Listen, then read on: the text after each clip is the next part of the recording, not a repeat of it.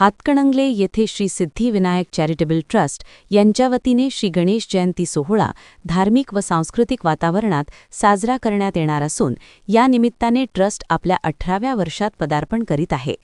या सोहळ्याच्या निमित्ताने विविध धार्मिक विधी व भक्तिमय कार्यक्रमांचे आयोजन करण्यात आले आहे। मंगळवार दिनांक 20 जानेवारी 2026 ते गुरुवार दिनांक 22 जानेवारी 2026 या कालावधीत 3 दिवस चालणाऱ्या या कार्यक्रमात भाविकांसाठी विविध धार्मिक उपक्रम राबवण्यात येणार आहेत।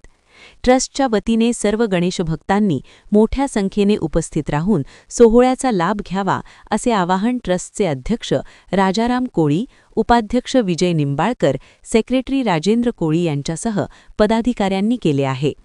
कार्यक्रमाच्या पहिल्या दिवशी मंगळवार दिनांक 20 जानेवारी 2026 रोजी सकाळी 7 ते 9 या वेळेत पुण्याह वाचन, देवता स्थापना व नवग्रह होम होणार असून रात्री 9 वाजता श्रीपंथ दर्शन भजनी मंडळ हातकणंगले यांचा भक्तिमय कार्यक्रम पार पडणार आहे।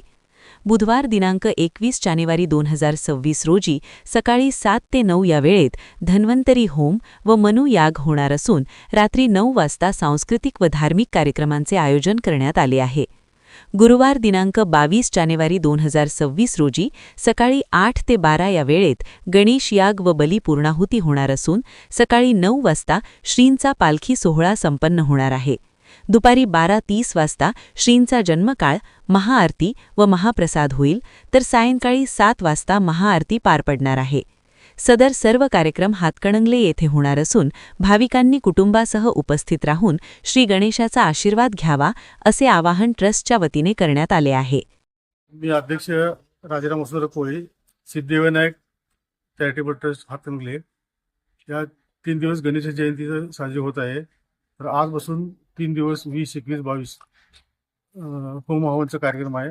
तर सर्वांनी या कार्यक्रमात उपस्थित राहावे व गुरुवारी महाप्रसाद आहे, तर महाप्रसादाचा लाभ सर्वांनी घ्यावा ही माझी नम्र सालाबादप्रमाणे सिद्धिविनायक चॅरिटेबल ट्रस्ट हातकणंगले यांच्या वतीनं 18व्या वर्षात पदार्पण झालेले आहे। आज 20 तारीख आज आपल्या या कार्यक्रमाला सुरुवात झालेली आहे। आजपासून 3 दिवस आपल्या या होम हवनाला सुरुवात होणार आहे। आजच्या पहिल्या दिवशी देवता स्थापना करून, पुण्यावाचन, नवग्रह स्थापना करून नवग्रह याग करायचा आहे। त्यानंतर उद्याला सगळ्यांना आरोग्याच्या तक्रारी दूर व्हाव्यात, त्याच्यानंतर सगळ्यांचं आरोग्य चांगलं राहावं या कारणानं धन्वंतरी होम, दत्तयाग आणि महालक्ष्मी यागाचा कार्यक्रम आहे। तसेच तिसऱ्या दिवशी सकाळी गणेश याग आणि पूर्णाहुती, बलिपूर्णाहुती असा कार्यक्रम होणार आहे। त्यानंतर सवाद्य मिरवणुकीचा सुद्धा कार्यक्रम होणार आहे। तेव्हा सर्व भाविक भक्तांनी या कार्यक्रमाचा लाभ घेऊन महाप्रसादाचा लाभ घ्यावा असं मी विनंती करत आहे।